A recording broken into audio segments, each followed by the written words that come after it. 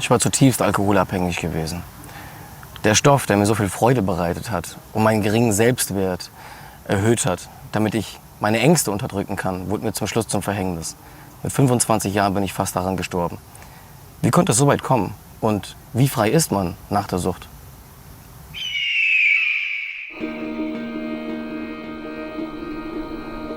Ihr Lieben, also die Geschichte von Marius, die ist wirklich krass. Ich meine, kennt man irgendwie, oder? Mal ein Bierchen trinken, ein Weinchen. Für die meisten gehört das irgendwie schon zum Leben dazu. Einfach ein bisschen runterkommen. Bei Marius ist das Ganze allerdings komplett eskaliert. Er ist schwerer Alkoholiker geworden, alles andere als lustig. Und er wird uns seine Geschichte erzählen. Vor allem, er hat den Kampf aufgenommen und die Sucht besiegt. Dabei hat er noch eine ganz andere Art von Freiheit gefunden. Und zwar eine Art von Freiheit, mit der wir bislang nichts zu tun hatten. Er hat gemerkt, dass es im Leben nicht darum geht, um die Anerkennung von anderen zu buhlen, nicht darum geht, andere Erwartungen zu erfüllen und nicht darum geht, um Liebe zu kämpfen. Was genau er damit meint und was wir davon von ihm lernen können, das finden wir jetzt zusammen raus.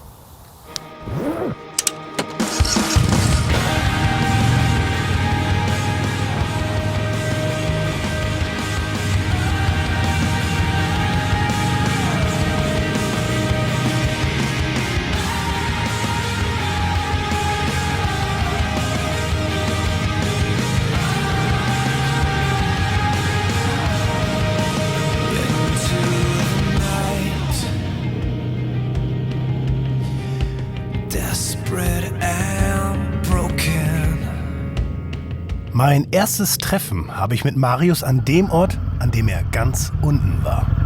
Eine Entzugsklinik in Darmstadt. Da ist er. Marius, grüß dich, Mann. Servus, Friso, mein Lieber. Cool, dass du dabei bist. Freut mich, dabei freu zu mich. sein. Lass uns runtergehen. Pack mal's. Hier auf dieser Bank, da habe ich gesessen. Das war so ein Wendepunkt in meinem Leben gewesen. Also hier musste ich mich entscheiden, wie ich weitermachen will. Ich wusste, wenn ich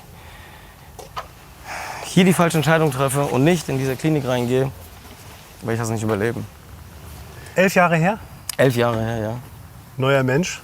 Wie warst du hier an deinem tiefsten Punkt da wahrscheinlich, ne? Das war der tiefste Punkt in meinem Leben. Ich war dem Tod so nah gewesen, dass ich hier auf der Bank auch gar nicht für möglich gehalten habe. Die Untersuchungen drinnen haben dann gezeigt, dass ich es fast nicht überlebt hätte. Ich war abgemagert, ich habe tagelang nicht geschlafen, ich habe gezittert, ich habe gelbe Augen gehabt, weil irgendwann der Körper den Alkohol nicht mehr abbauen konnte. Die Leber war so geschädigt gewesen. Ich wusste, wenn ich werde sterben.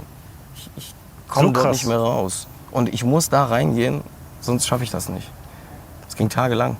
Ich bin morgens aufgestanden und ich habe das erste, was ich gemacht habe, es war ein Morgenritual gewesen. Ich habe neben meinem Bett die letzten 2 Wochen eine Schüssel gehabt. Es war eine Kotzschüssel gewesen. Ich habe nichts mehr gegessen die letzten 2 Wochen. Ich habe nur noch so Gummibärchen gegessen. Ich habe Galle, ich hab Galle übergeben sozusagen. Ich hatte nur noch Galle gehabt und ich wollte was essen. Du kannst aber nichts essen, weil der Magen nichts zulässt. Das heißt, du musst erst mal was trinken, dass der Magen sich beruhigt. Du trinkst was, dann brichst du das raus. Das ist das sogenannte Alkoholiker-Trockenkotzen. So nennt man das, makabererweise. Und weil ich das nicht mehr bis auf die Toilette geschafft habe, weil mir schwindelig war, mein Kreislauf hat nicht mehr mitgemacht, habe ich zittrig im Bett gelegen, habe mich neben meinem Bett übergeben, habe in diese Schüssel gebrochen, habe dann was getrunken. Irgendwann ging das mit Bier nicht mehr, weil das schäumt unheimlich. Also versuchst du, den Alkohol als Werkzeug einzusetzen, nicht nur für den Körper, sondern auch für den Magen. Whisky ging dann besser, der legt sich so schön auf die Magenschleimhaut, beruhigt den Magen. Das brichst du dann aber auch aus. Beim 3., 4. Mal bleibt das drin.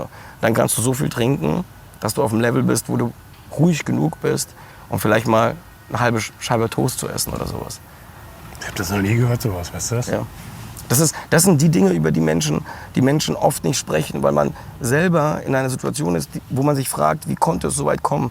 Meine damalige Lebensgefährtin hat zu mir gesagt, jeden Nachmittag, als ich von der Arbeit nach Hause gekommen bin, dachte ich, du liegst leblos am Boden. Und das war realistisch irgendwann gewesen. Die hat Angst gehabt, die hat tatsächlich Angst gehabt, dass ich das nicht schaffe. Und dann habe ich in der Alkoholklinik angerufen, also in der Entzugsklinik angerufen, hier angerufen. Und dann haben die gesagt, und als die gesagt haben, kommen Sie morgen um 8 Uhr, ich bin in Tränen ausgebrochen, weil ich wusste, es hat ein Ende. Und dann saß du auf dieser Bank. Und dann saß ich auf dieser Bank. Im Taxi morgens abgeholt. Ich habe noch im Kühlschrank eine Whiskyflasche gehabt und eine Colaflasche gehabt. Ich habe diese Whiskyflasche in die Colaflasche gekippt, halb, ins Taxi eingestiegen, bin hierher. Ich war relativ früh, um 8 Uhr sollte ich mich da drin melden.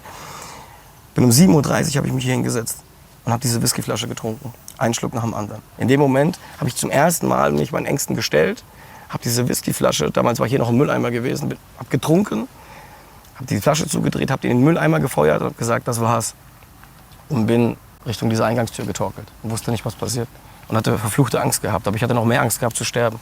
Das ist ja wie so eine Art Wiedergeburt dann auch, ne? Es ist eine Art Wiedergeburt und ich bin selber in der Aufarbeitung irgendwann an den Punkt gekommen, dass ich jedes Mal an meinem Geburtstag hier wieder zurückkomme und so eine Art Geburtstagsreise, Geburtstagsreflexion für mich mache und gewisse markante Orte meiner Vergangenheit, zu der hier natürlich einschneidend dazugehört, wieder besuche. Einmal im Jahr. Weil es ist wichtig, viele Menschen wollen sowas aus ihrem Kopf streichen und das vergessen. Den größten Fehler, den du machen kannst, ist irgendwann, wenn es dir gut geht, wenn du abstinent bist und anfängst überheblich und arrogant zu werden und denkst, du hast damit nichts mehr zu tun. Das stimmt nämlich nicht. Du hast damit immer was zu tun. Es steckt alles immer in dir drin. Es ist die Abhängigkeit, es sind die Verletzungen, warum du getrunken hast, es sind die Ängste, warum du getrunken hast. Du lernst nur irgendwann damit umzugehen. Und wir sind alle in unserer heutigen Welt, jeder hat sein Ding so gefangen, dass wir das ganz schnell vergessen. Deswegen mache ich das einmal im Jahr ganz bewusst, dass ich mich an diesen schmerzlichsten Moment in meinem Leben, wo ich ganz alleine war, zurückerinnere und dann noch mal reingehe. Verstehe ich. Also ich habe schon viele Interviews geführt mit echt spannenden Leuten, aber dass mir einer so sein ganzes Leben auf den Tisch legt, der auch fast gestorben wäre. Es geht kein Weg zurück. Ich meine, er erzählt mir, dass er auf dem Höhepunkt seiner Sucht täglich eine halbe Kiste Bier und 2 Flaschen Whisky getrunken hat. Und trotzdem hat er es geschafft, da rauszukommen. Es geht kein Weg zurück. Weißt du noch, wie es war? Ich find's krass und es bewegt mich auch. Die Welt ist bunt und schön. Marius ist übrigens einer der wenigen, der jeden, der will, an seinen Ängsten, seiner Sucht, seinen Erfahrungen teilhaben lässt. Auf seinem YouTube-Kanal Flaschengeist veröffentlicht er deshalb einmal pro Woche ein neues Video und Tausende schauen ihm regelmäßig zu. Servus Leute, grüßt euch, Sonntag 16 Uhr, Flaschengeist-Zeit. Schön, dass ihr wieder eingeschaltet habt zu diesem Video.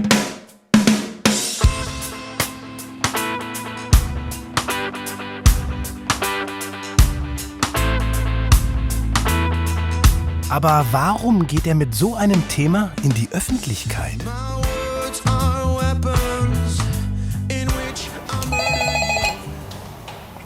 Wojcik. Marius, hi. Grüß dich, hi. Wojcik, bist du Pole? Ja, ich bin dort geboren tatsächlich. Ah, okay. Ja. Ich bin halber Holländer. Du bist aber- halber Holländer. Ja, deswegen daher der Name Name. auch Friese wahrscheinlich, oder? So sieht's aus. Ich dachte eigentlich, dass der aus Skandinavien kommt. Interessant. Nee. Alles gut? Sag mal, ja, schick hast du es hier, sag mal. Ja, klein, aber fein, wie man so schön sagt. Ne? Das ist eine Zwei-Zimmer-Wohnung, aber YouTube. mit Liebe. Richtig, ich bin gerade dabei. Kommst quasi genau zur richtigen Zeit, wenn man so will, oder zur unrichtigen Und Zeit. dann sitzt, warte mal, ich schmeiß das mal hier irgendwo hin. Ja, leg's einfach ab. Warum machst du das mit dem Kanal? Um anderen Leuten zu helfen? Ich habe, als das bei mir losging mit der Angststörung, war ich 18 gewesen. Das ist jetzt 18 Jahre her. Damals gab es kein YouTube oder das war in den Kinderschuhen gewesen. Und ich versuche, derjenige zu sein, im idealen Fall, den ich damals gebraucht hätte. Der mir gesagt hätte, es ist normal, dass man Ängste hat, dass man zweifelt an sich, dass man Verlustängste hat und sowas. Und wir haben heute zum Glück die Möglichkeit, jeder kann Dinge produzieren und in die Welt hinaus posaunen. Und ich dachte, das ist eigentlich das Ding.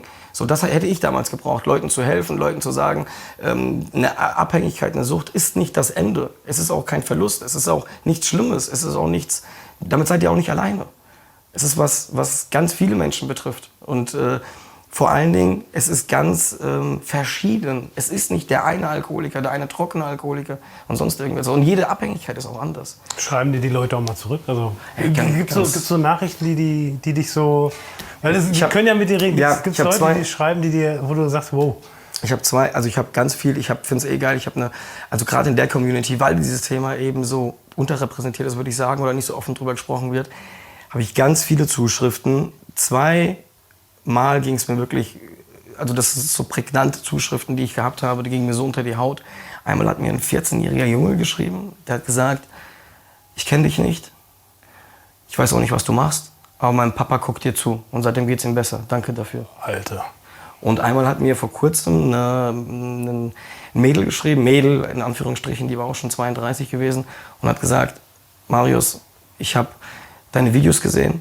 Ich habe mit meiner Mutter 7 Jahre keinen Kontakt gehabt, weil ich sie verurteilt habe wegen ihrem Alkoholismus. Wir haben seit 7 Jahren nicht miteinander gesprochen. Wir haben uns gestern zum ersten Mal wieder getroffen. Ohne dich wäre das nicht möglich gewesen. Ich danke dir. Krass, hier. Ey, Siehst du das? ja.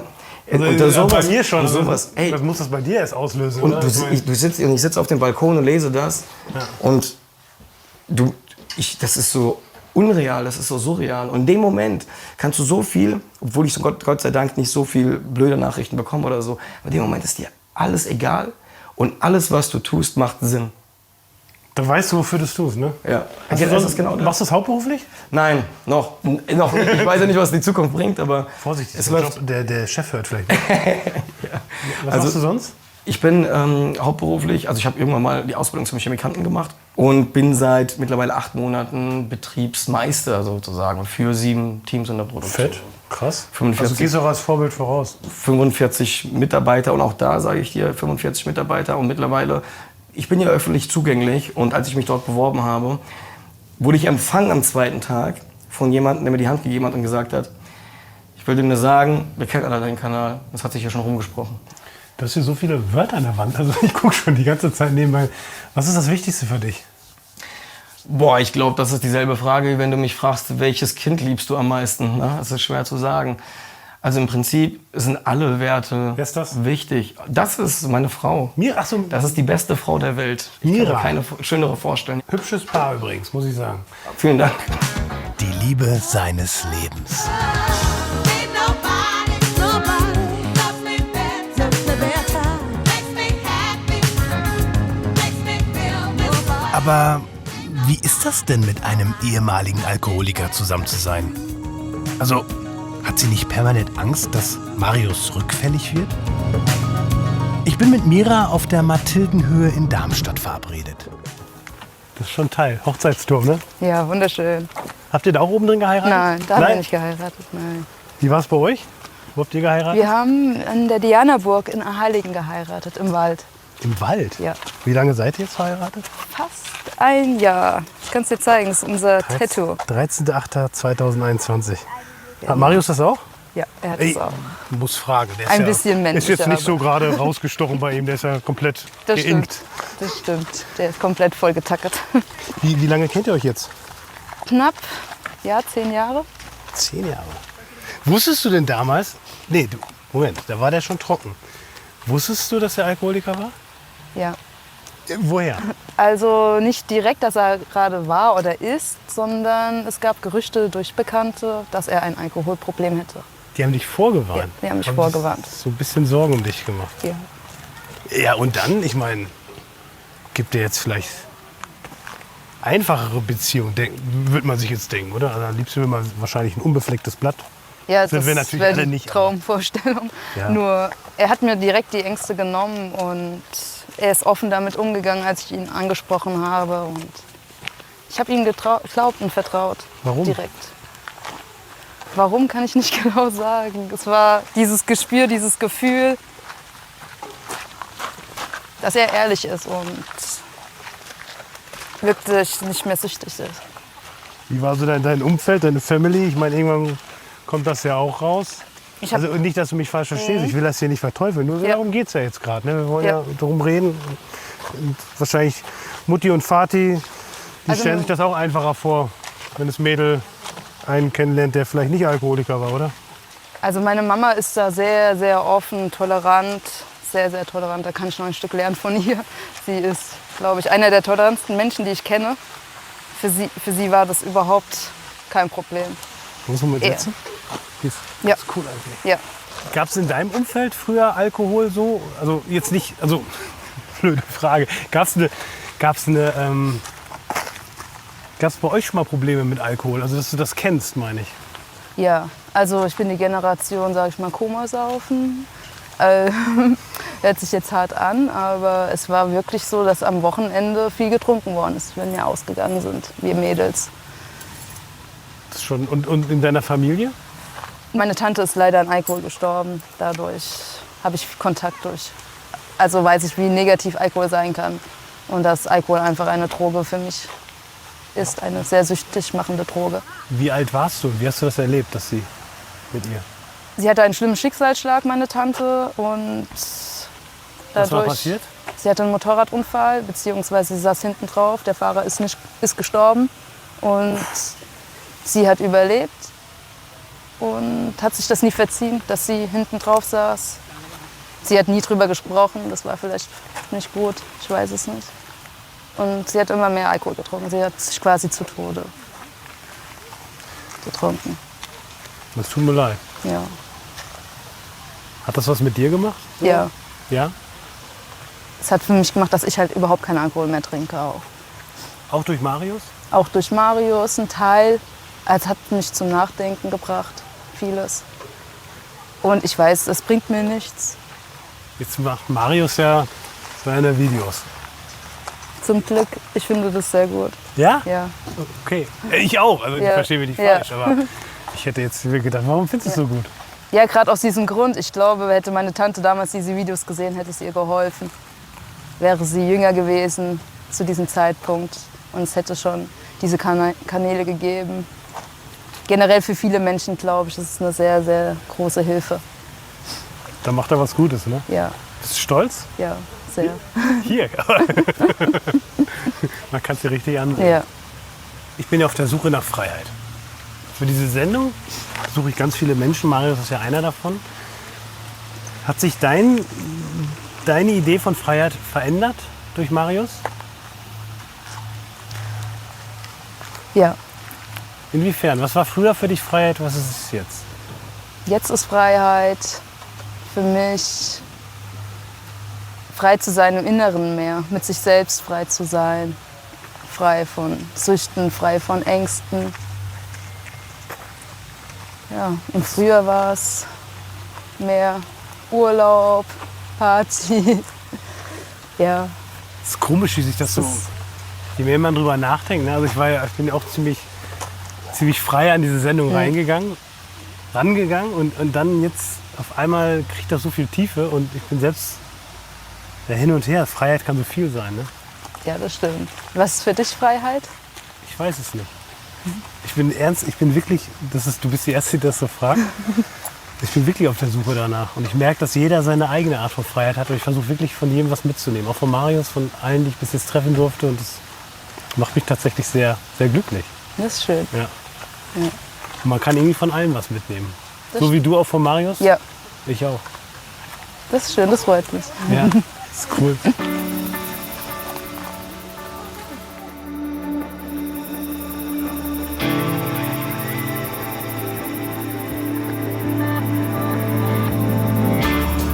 Heute ist Marius ein ganz anderer Mensch als vor seinem Entzug.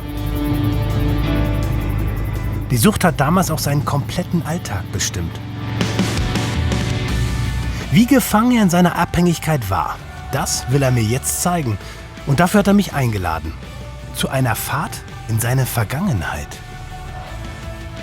Marius, Gute. Servus, Friso, mein Lieber. Grüß dich. Schön, dich zu sehen. Nette Frau hast du da, echt. Ja, Hat mir Beste Frau die der Welt, sag ich immer schmutzigsten Geheimnisse über dich erzählt. das glaube ich. Ich sag nur gute Sachen über mich. Nur gute Sachen. Nee, wirklich sehr nett. Was machen wir?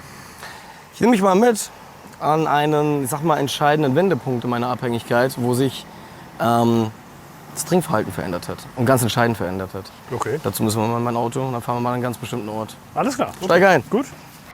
Cut my life into pieces. This is my last resort. Suffocation, no breathing. Give a fuck if I die, I'm bleeding. Genau meine Musik. Ja, absolut. Das passt. Ich liebe das. Hat mich geprägt die ganze Jugend.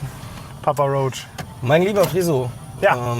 ich wollte dir ein bisschen was erzählen. Hier in diesem Auto, das steht metaphorisch für einen Wendepunkt in meiner Abhängigkeit, für einen wichtigen Wendepunkt in meiner Abhängigkeit. Dein Auto.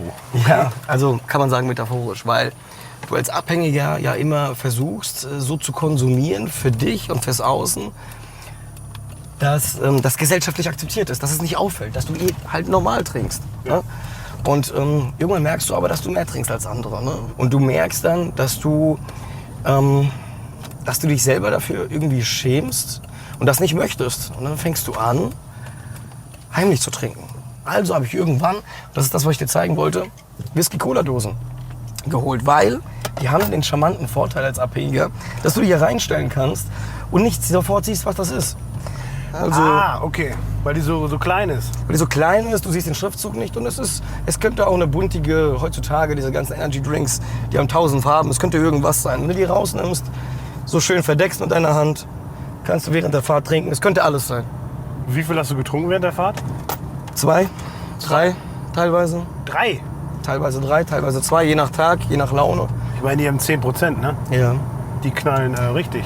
Die haben früher bei mir auch geknallt, aber irgendwann baust du so eine Toleranz auf, dass die nach 2, 3 Dosen das nur dazu führt, dass du langsam dein Stresslevel runter trinkst. Natürlich merkst du den Alkohol, aber du versuchst immer so normal zu wirken. Also ich habe das irgendwann gespielt. Irgendwann ist es nicht mehr so, dass wenn du berauscht bist, dass du dann hemmungslos wirst als Abhängiger, sondern du willst ja genau das Gegenteil. Du willst, dass die Leute dir nicht anmerken, dass du betrunken bist. Das ist aber genau das Gegenteil von Freiheit. Also du bist ja nicht nur vom Alkohol abhängig, sondern davon alles zu spielen, also dein ganzes Leben zu spielen. Oder? Alles. Ich muss den Konsum organisieren, ich muss gucken, wo ich die Freiräume habe, damit ich den Konsum verstecke. Und ich muss immer auf so einen Pegel trinken, dass ich meine Angstsymptome, meine Stresssymptome runtertrinke, meine Entzugssymptome später auch runtertrinke, aber nicht zu viel habe, dass man mir das anmerkt. Und ich darf diesen Rausch, den du am Anfang ja willst, um dich auszuleben, andere Leute trinken auf Partys, um gut drauf zu sein. Ja.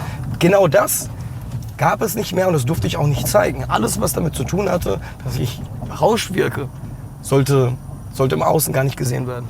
Ich habe natürlich auch ein Konzept entwickelt, wie ich am besten, in welchen Zeiträumen ich am besten mir Alkohol besorge und wie ich den Pfand auch abgebe. Kannst du in den Supermarkt gehen. Du könntest in den Supermarkt gehen. Gibt ja genug. Da könnte ich aber jeder Kassierer kennen. Da könnte deine Oma sein, deine Tante sein, dein bester Kumpel sein, deine Ex-Freundin. Da könnte jeder sein.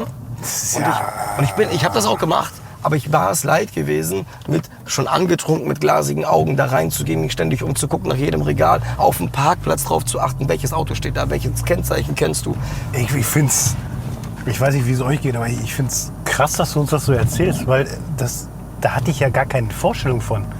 Also jetzt Alkoholiker, ja klar, trinkt viel und ist abhängig, aber dass man sein Leben so also Sucht ist Fassade. Sucht ist Lüge und Sucht ist Fassade. Und es ist durch die Fassade, also all das, diese Energie musste ich aufwenden, nur um allen Menschen im Außen zu zeigen, ich habe ein super Leben, ein normales Leben, ich konsumiere normal, mir geht's gut. Ich habe auch nur Zeitpunkte ausgesucht, wo es mir gut ging, wo andere mich sehen durften. Und alles andere, diese Organisation, die dahinter steckt und diese ganzen Sachen, das ist so ein Kraftakt. Du bist immer mehr auf der Flucht. Es strengt immer mehr an. Du musst jeden Tag planen, wo du... Und deswegen kommen wir jetzt an den Ort, den ich dir zeigen wollte. Das ist eine berühmte Tankstelle, die mir etwas geholfen hat bei diesen ganzen Besorgungen und Rückgaben des Pfandes. Cut my life into pieces. Tankstelle. Diese This Tankstelle is war my das last gewesen. resort. Suffocation, no Wie spät war das denn immer, wenn du hier warst? Es war einmal nachmittags, so gegen 17 Uhr, oder es gab ein anderes Zeitfenster, das war gegen 21 Uhr gewesen. Weil in diesem Industriegebiet, was du hier siehst, haben die Leute immer um diese Uhrzeit Feierabend gemacht. Da war der ganze Verkehr weg und dann bin ich hier an diesem Automaten gegangen. Das hat mir bei der Pfandrückgabe eben dieses unangenehme Gefühl genommen, dass ich an die Kasse gehen muss, dass ich gesehen werden kann. Ich habe dann nicht immer darauf geachtet, wann die ganzen Autos vom Feierabend kommen, nach Hause fahren, dass ich hier keinen Traffic habe, keinen Verkehr habe, dass alle Leute weg sind, dass nicht jemand hier ist, der mich kennt. Dann habe ich hier schnell meine Dosen abgegeben an diesem Automaten, konnte den Bon nehmen, keiner hat mich blöd angeguckt, Tankstelle war leer und dann konnte ich reingehen und habe nur diesen Bon gehabt. Dann bin ich reingegangen. Ich bin, also, dass du dir da so einen Kopf drum machst, das ist ja... Es ist Machen das alle Alkoholiker, oder? Jeder hat seine Strategie, weil jeder findet andere Situationen beschämend. Ich fand die Situation speziell beschämend. Deswegen, Gut, weil sie dich entlarvt. Genau, weil sie mich entlarvt. Und ich hatte ständig das Gefühl, du könntest jetzt erwischt werden. Jetzt merkt jemand, wenn dich jetzt jemand sieht, mit 10 leeren Dosen in der Hand, anstatt diesem Bon, das ist ja dieser Unterschied, dann weiß jemand, was mit dir los ist. Einmal habe ich es gehabt, in dem Moment, Dann ist in dem Moment jemand reingekommen, ich war unachtsam, da kommt jemand von der Arbeit ran, der mich kannte. Und ich dachte mir, scheiße, der darf mich jetzt nicht sehen. Ich habe mich weggedreht, bin hier weggegangen. Er geht an die Kasse, hat mich aber schon gesehen. Der Kassierer hat mich auch schon gesehen, ich gehe wieder an die Kasse. Und ich denke mir nur, scheiße, der sieht ja, was du jetzt hier hast und sowas nach Feierabend. Und ich will das nicht so blöd aussehen lassen. Der Kassierer sieht schon und fragt nur die beiden, das war's. In dem Moment falle ich ihm ins Wort, lass die fallen und nehme einen Schokoriegel. Und sag hier und ein Päckchen Zigaretten bitte. Und lass die Dosen da liegen. Einfach nur, dass derjenige von der Arbeit nicht sieht, was ich gerade mache, dass ich mir Whisky kaufe. Er hat nichts gemerkt. Bestimmt hat er was gemerkt. Bestimmt war das viel auffälliger gewesen, wenn ich es mir einfach gekauft hätte. Warum nehme ich mir 2 Dosen, schmeiß sie dann dahin und nehme mir einen Schokoriegel?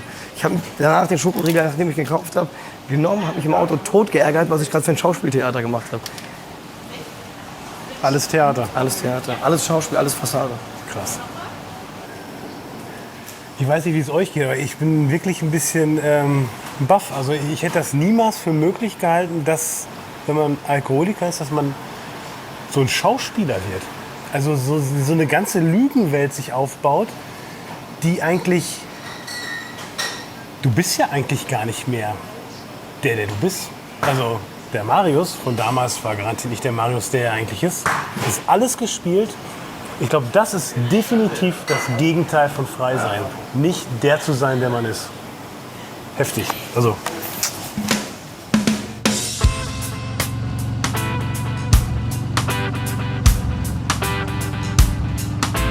Marius hat mir ja gesagt, dass er immer wieder zu seinem Geburtstag verschiedene Orte besucht, die sein Leben geprägt haben.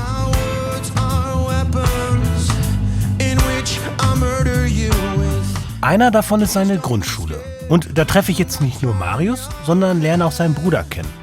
Bin mal gespannt, was die so für ein Verhältnis miteinander haben. Gute. Hi. Adrian. Genau. Da steht sogar. Gute. Ich bin freundlich. Jünger, älter? 1 Jahr jünger. Du bist, muss ich jetzt mal irgendwie fragen, du bist ja irgendwie kein Alkoholiker, gehe ich jetzt mal von aus. So ist es, ja. Und auch nie ein Problem mit gehabt. Nie ein Problem gehabt. Ja. Wie erklärt ihr euch das? Ich glaube, da gibt es gar keine einfache Antwort darauf. Ne? Wenn man so drüber nachdenkt, wir waren ja nicht zwei. Ich meine, ich habe ja auch getrunken, aber wie man so schön sagt, im Maße oder eben dem, was in Anführungsstrichen normal ist. Und das war ja im Umfeld auch so. Ne? Also wir waren jetzt dann nicht irgendwie 2, die komplett außenstehend waren, die irgendwas getan haben, was andere nicht getan hätten. Ich weiß gar nicht, wie war euer Verhältnis überhaupt zusammen? Also wart ihr Buddies, wart ihr... Spätestens in der Pubertät haben wir uns ein bisschen entfremdet. Ich habe mir immer gesagt, das hat auch ein Stück weit damit zu tun, dass wir uns einfach sehr unterschiedlich als Menschen entwickelt hatten. So ein bisschen introvertierter, unsicherer, gerade wenn es in der Gruppe war. Und er war das komplette Gegenteil von dem, was ich war. Also so wie ich eigentlich sein wollte, was ich aber nicht hingekriegt habe. Wie erklärst du dir, dass er eine Rolle dann gespielt hat und du ja nicht? Du bist ja eher so geblieben, wie du bist. Also ich rede jetzt nicht von heute, sondern du bist nicht diesen... Ja. Ich habe damals tatsächlich keinen Weg gesehen, so eine Rolle spielen zu können. Also das war genau meine Frage, wie kriege ich das hin? Also ich habe das damals auch nicht als Rolle wahrgenommen, wie er gespielt hat. Das war für mich war das der Marius sozusagen. Ich war es dann ja auch gewesen. Und vor allen Dingen, ich habe das damals, du sagst es super, ich habe das nicht für mich in dem Moment so reflektiert, okay, ich trinke jetzt was, ich spiele jetzt eine Rolle. Sondern dann konnte ich so sein, weil intuitiv, du sehnst dich ja nach irgendwas. Ich habe mich ja nach Liebe gesehen, nach Anerkennung gesehen, nach jeder sagt, das ist der Coolste, jeder sagt, oh, der Marius, jeder, das ist der beste Fußballspieler, alle Frauen sagen, oh, der ist aber attraktiv und sowas. Und das Ganze ist ja aber mit Angst verbunden, weil du tief in dir so ein Loch spürst oder die Angst hast, dass die Leute das nicht sagen. Und dadurch, dass du den Alkohol trinkst, konntest du das aber diese Ängste unterdrücken. Also konnte ich diese Ängste unterdrücken sozusagen. Ich habe das damals nicht als Rolle empfunden. Nur in der Abstinenz später habe ich gecheckt, dass das immer eine Rolle gewesen ist. Das war immer eine Fassade. Und vielleicht, das ist ja auch so eine Sache, der Alkohol war ja letztendlich ein Medikament gewesen, und deswegen bin ich auch abhängig geworden, weil er bei mir funktioniert hat. Bei dir hat es vielleicht nicht funktioniert. Das ist vielleicht das Ding. Stimmt es? Kurzzeitig hat es funktioniert, aber man stellt dann im Laufe der Zeit fest, ja gut, es ist jetzt nicht die Lösung, dauerhaft zu trinken, damit man sich dauerhaft irgendwie besser, selbstbewusster fühlt. Das war dann nicht die Lösung, das war mir schon klar, das war auch gar nicht dann der Gedanke gewesen. Also man hat dann festgestellt, okay, das bringt dich nur kurzzeitig weiter in gewissen Situationen, wo du halt dann eben auf einer Feier bist oder sonst irgendwo. Aber wenn du grundlegend mit dir unzufrieden bist, dann musst du drüber nachdenken, okay, was ist denn die Alternative, in welche Richtung willst du dich denn hinentwickeln? Und das hat dann bei mir dazu geführt, dass ich über Jahre hinweg letztendlich drüber nachgedacht habe, wie willst du denn eigentlich sein, wie willst du wahrgenommen werden?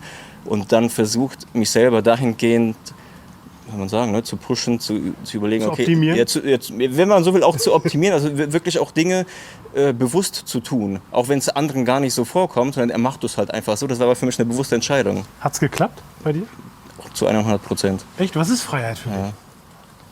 Freiheit, in dem Sinne zu entscheiden, so zu sein, wie ich sein will. Ja? Und das Bild, was ich von mir im Kopf habe, auch nicht nur in der Rolle zu spielen, sondern wirklich zu fühlen. Seht ihr euch noch oft? Ich würde sagen, das Schöne ist, es kommt nicht auf die Quantität, sondern auf die Qualität an. Wenn wir uns sehen, dann fühlt es sich für mich an wie ein Tag Urlaub. Das ist meine ich so, wie ich sage. Dann gönne ich euch mal eine Runde. Ich gönne euch einfach mal eine Runde Urlaub. Wir sehen uns ja eh gleich noch. Ne? Also ich freue mich, dich kennengelernt zu haben, Mann. Und dass du deinen Weg gegangen bist und dass er so anders ist. Also mega spannend. Friso, hat mich gefreut. Gehen wir? Machen wir. Alles klar. Mach's gut. Mach's gut.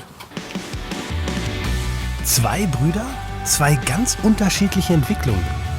Irgendwie echt interessant, oder? Vor allem, weil sie ja fast gleich alt sind und dieselben Eltern haben. Wie Marius seine Kindheit erlebt hat und welche Rolle vor allem sein Vater für seine Entwicklung hatte, das will er mir an einem für ihn ganz wichtigen Ort erzählen. Dem Fußballstadion am Böllenfalltor in Darmstadt. Das ist mal beeindruckend, oder? Geil, oder? Du Das bist ist das Böllenfalltor. 25 Jahre gekickt, hast du? Ich habe, Selber? seitdem ich ein kleiner Junge bin, seitdem ich 5 Jahre bin, habe ich Fußball gespielt, immer. Alles war für mich Fußball gewesen. Ich bin auf den Bolzplatz gegangen, morgens losgegangen, ohne zu essen, ohne zu trinken. Den ganzen Tag gespielt. Wo war dein Vater da? Beim Fußball im Verein, als ich angefangen habe zu spielen, war der selten da gewesen. Ich habe sozusagen meine ersten Erfolge im Fußball gehabt, habe diese Anerkennung der Mitspieler bekommen, der Freunde bekommen, war der Star, der Held oder sowas gewesen. Warst du so gut, ja? Da so gut war ich nicht gewesen, aber ich meine, beim Fußball bist du der Star für einen Moment. Wenn du dieses Tor schießt, wenn du dieses Tackling machst, wenn alle dir zujubeln, weil du den entscheidenden Ball abgegrätscht hast in der letzten Minute. Das habe ich oft genug gemacht, aber mein Vater war in diesem Moment nie da gewesen. Also die Anerkennung habe ich immer von anderen Menschen bekommen. Auf dem Feld, außerhalb des Feldes. Aber nicht von meinen Eltern. Das kenne ich nicht. Bin ich ganz ehrlich. Also ich habe Ja. das Problem nicht. Also meine Eltern waren immer da, wo es große Momente gab in meinem Leben. Das war auch schwer für mich gewesen, weil emotional war mir diese Sache immer so wichtig gewesen, für mich. Aber ich habe diese Diskrepanz, also ich breche es mal runter. Als ich nach einem Spiel, wo ich 3 Tore geschossen habe, nach Hause gekommen bin, war das Erste, was ich gehört habe, deine Schuhe sind dreckig, stell die ins Bad. Und wenn ich gesagt habe, ich habe heute 3 Tore geschossen, das Spiel wurde abgebrochen wegen Gewitter, aber ich war der Star gewesen, wurde gesagt, ja, die Schuhe sind dreckig, stell die ins Bad. Warum? Ich kann es dir nicht sagen. Was hat das mit dir so gemacht? Also, weißt du es noch? Es hat mir gezeigt, dass meine Welt, das, was für mich wichtig ist, das, was was bedeutet, was mich ausmacht, wofür ich auch gelebt habe in diesem Zeitraum, da gar keinen Anklang findet zu Hause im Elternhaus. Und so ist es ja auch deswegen dazu gekommen, dass ich mich emotional immer mehr abgekapselt habe davon. Deswegen vielleicht die Anerkennung von anderen dann? Ja, ein ganz großer Teil. Also bevor es in die Phase ging, dass ich die Anerkennung beim Feiern gesucht habe, war es der Fußball. Und da hat das schon angefangen, die Anerkennung von anderen. Das, was ich zu Hause nicht bekommen habe, dass mir jemand sagt, hey, geil, du bist diese Zugehörigkeit, du bist einer, du hast der Mannschaft den Arsch gerettet. Du hast heute vielleicht das entscheidende Tor geschossen. Wie bist du dann Alkoholiker geworden? Wie hat es angefangen? Also klar, man trinkt wahrscheinlich ein paar Bierchen mit ein paar Jungs, ein bisschen. Ja, das war. Aber irgendwo. Im Prinzip hat sich diese Anerkennungssache vom Fußball, als ich gespielt habe, total verschoben in diese Party- und Feierphase. Jungs, die immer feiern gegangen sind, die mir gesagt haben, du bist ein lustiger Typ, du bist ein geiler Typ, oder auf Frauen verschoben. Auf diese Person hat sich das verschoben. Und dann hast du getrunken, um dieser Typ zu werden? Genau. Und ich um dieser Typ zu werden, und als ich getrunken habe, hat sich das ja noch mal exponentiell verstärkt, das Ganze. diese Anerkennungsgefühl, dieses schöne Gefühl, sage ich jetzt mal. Ne? Hast du eigentlich heute noch irgendwelche Spätschäden? Also du sagst jetzt Erinnerung, klar. aber Hast du dir sämtliche Gehirnzellen weggesoffen? Also anscheinend ja nicht, sonst würden wir nicht so gut miteinander reden. Mann. Aber du weißt schon, was ich meine. Also gibt es irgendwas, was so... Aber guck mal, ich sag dir, also Spätschäden, ich weiß jetzt nicht, ob du das psychisch meinst, aber ich sag dir, eine Situation, weil ich unheimliche auch Respekt und Angst davor hatte, als ich aufgehört habe zu trinken, an der Abstinenz. Was macht dieser Ort mit dir? Du kennst den nur betrunken. Die Angst davor, vielleicht gefällt es dir gar nicht. Vielleicht ist das, was du dein ganzes Leben lang geliebt hast, hier an diesem Ort immer eine Lüge wegen dem Alkohol gewesen. Und dann sind wir 2014 aufgestiegen gegen Bielefeld, dieses berühmte Relegationsspiel. Elton da Costa schießt in der 122. das Tor. Bam. In diesem Trikot. Ja. Und ich sag dir, das war das erste Mal gewesen, wo ich in meinem Leben, und ich meine das so, wie ich das sage, 3 Tage lang berauscht war, ohne dass ich was konsumiert habe. Zum ersten Mal in meinem Leben kannte ich Glücksgefühle in diesem Maße, ohne dass ich was getrunken habe. Durch den Fußball. Durch den Fußball. Ja, zeig mal, was du noch kannst.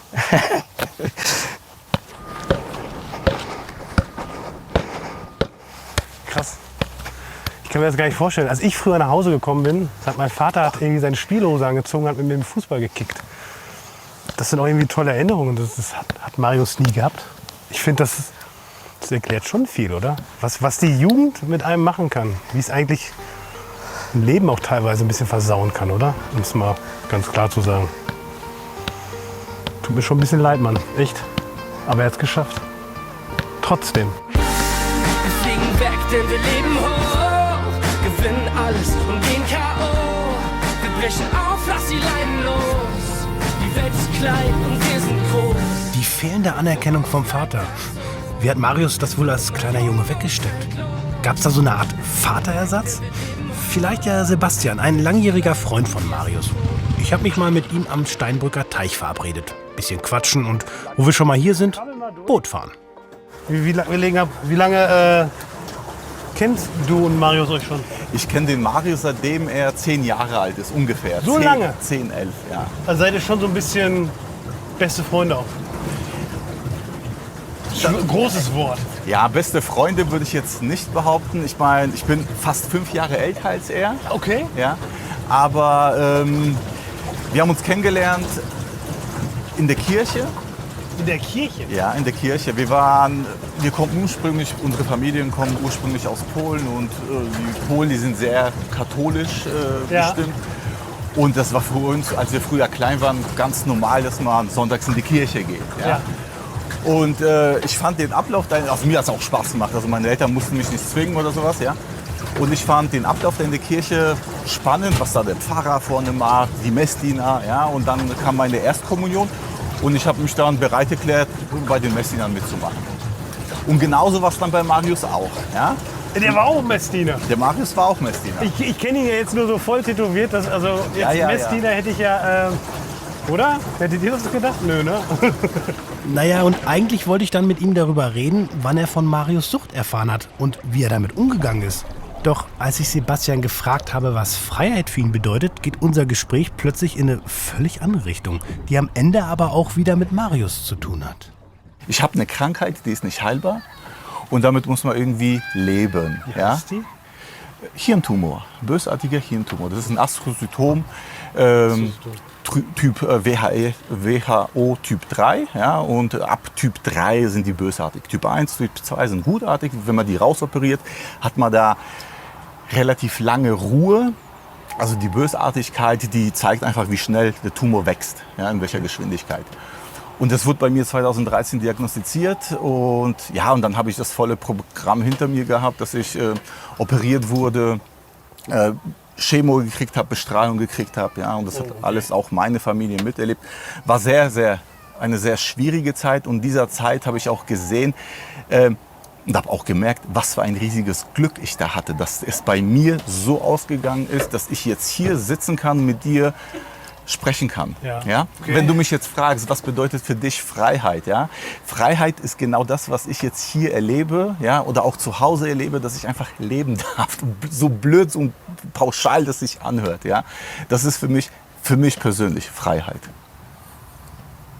bei Marius und bei dieser Sendung kristallisiert sich immer mehr, also außerhalb dieser Sucht raus, dass es so wichtig ist, Freiheit ist anderen nicht recht zu machen. So zu sein, wie man ist. Ja. Hast du das, weißt du, was ich meine? Und hat sich das bei dir seit der OP geändert? In gewissen Situationen ja, wo es mir bewusst wird. Ja? Also es muss mir tatsächlich bewusst werden, dass ich dann sage, stopp, ich verstelle mich jetzt nicht, ich sage jetzt doch meine Meinung. Ja? Oder verhalte mich dementsprechend so, wie ich das möchte. Aber das gelingt mir nicht immer tatsächlich. Ist schwierig, ne? Weil es ist so einfach gesagt, aber man steckt schon sehr fest drin. So. Ja. Ja. Aber es lohnt sich, glaube ich, ein bisschen drum zu kämpfen. Ey, ich bin mega happy, dass wir, also ich wusste das ja vorher nicht, dass Ja. wir jetzt hier überhaupt so nebeneinander... Es war aber auch nicht vor, das zu erzählen, aber es kam aus dem Gespräch heraus. Mann, danke. Gehen wir ein bisschen Bötchen fahren. Freiheit ist, wenn man leben darf. Das muss ich erst mal sacken lassen. Im Oberwaldhaus bei Darmstadt treffe ich mich dann noch mal mit Marius. Eine Frage muss er mir noch ganz klar beantworten. Was bedeutet heute, nach der Sucht, Freiheit für ihn? Ist auch ein cooler Ort hier, ne? Sehr geil, ja. Ich liebe es hier zu sitzen im Sommer. So, jetzt war ich ja mit dir auf deiner Geburtstagsreise auch. Richtig? Burg Frankenstein. Da war ich zumindest alleine ganz am Anfang des Films. Ja. Warum ist dieser Ort wichtig für dich? Auch Teil deiner Geburtstagsreise normalerweise, ne? Ist Teil meiner Geburtstagsreise, weil es der einzige Ort ist, wo ich aus der Vogelperspektive meine Stadt betrachten kann, meinen Bezirk, mein Viertel betrachten kann, wo ich herkomme. Und alles gleichzeitig sehe, auf einen Schlag. Außerdem ist es da sehr, sehr ruhig und ich bin da bei mir. Ich finde es großartig, was du machst. Ich finde es großartig, wie du drüber redest. Da haben wir alle was von. Da können wir viel von lernen. Ich finde es cool, dass du es geschafft hast, trocken zu werden, auch wenn es jetzt schon ein bisschen her ist, dass du durchhältst. Und dass du damit deine Freiheit gefunden hast. Also Freiheit ist definitiv, seine Sucht zu besiegen, frei von Süchten zu sein. Frei von Süchten zu sein und frei davon zu sein, was dahinter steckt. Weil, wie ich dir erklärt habe, hinter jeder Sucht steckt irgendein Thema. Das heißt, meine Gefühle abhängig zu machen und in die Hände anderer Menschen zu legen. Und ob sie mir Liebe schenken, davon abhängig zu machen, ob ich mich gut fühle. Und mich von den Urteilen anderer unabhängig zu machen. Und meine Ängste, wenn ich sie denn noch habe, weitgehend zu akzeptieren, dass sie okay sind, dass ich okay bin mit meinen Gefühlen. Und dass ich es nicht mehr brauche, das zu betäuben, dass ich nicht mehr Alkohol trinken muss, um das nicht zu spüren. Es ist okay, wie ich bin. Und wenn es sich mal nicht gut anfühlt, dann ist das richtig so. Hast du einen Tipp, wie wir alle ein bisschen mehr Freiheit finden können? Wie wir es anstellen am besten? Ganz ehrlich, es gibt, glaube ich, nicht den universellen Tipp und es gibt auch nicht den Satz, das muss jeder für sich ausmachen. Für mich war diese Szene anfangs, wo wir auf der Bank gesessen haben, dieser Scheidepunkt des Lebens, Friso. Wir beide sind im Alter, wo wir vielleicht sind wir in der Halbzeit unseres Lebens. Wir sind nur einmal hier. Und dann musst du dir die Frage stellen, für was bist du überhaupt da? Für wen? Irgendwann musst du damit anfangen und das muss jeder für sich ausmachen, was es ist. Du kannst alles in deinem Leben ändern. Du kannst einen Job wechseln, du kannst deinen Partner wechseln. Du kannst auf jeden Fall das machen, was du möchtest. Und die Frage ist, was möchtest du denn? Nicht, was die anderen möchten. Das ist der entscheidende Punkt für mich. Nicht zu schauen, was möchten andere, was möchte ich. Ich habe Jahre dafür gebraucht, um das herauszufinden. Das ist frei. Da muss ich auch mal drüber nachdenken. Cool. Ich danke dir für die Reise, dass du mich begleitet hast. Auf jeden Und Fall, dass Mann. ich darüber sprechen durfte. Auch das ist Freiheit für mich. Das, was ich früher in mir getragen habe, also ich habe das ja alles verheimlicht, um mein Bild sozusagen nicht zu zeigen. Und dass ich heute offen darüber sprechen kann, ist auch ein Stück Freiheit. Auf jeden Fall geht unsere Reise weiter. Wenn ihr eure Freiheit gefunden habt und es vielleicht ein bisschen anders macht wie alle anderen, dann schreibt mir einfach eine Mail an freiheit@hr.de und dann gucken wir mal, ob wir da auch was rausmachen. Ich muss dir aber eins auf jeden Fall noch sagen. Du bist genau richtig so, wie du bist. Du kannst verdammt stolz auf dich sein. Eigentlich können alle stolz auf dich sein. Du machst es genau richtig. Bleib so, wie du bist. Weißt du, was ich meine? Danke dir, Friese. Wirklich. Hast du schön gesagt. Auf uns. Prost, mein Lieber. Prost. Don't put the blame on me. I'm only human, I do what I can. I'm just a man, I do what I can. Don't put the blame on me. Don't put your blame on me.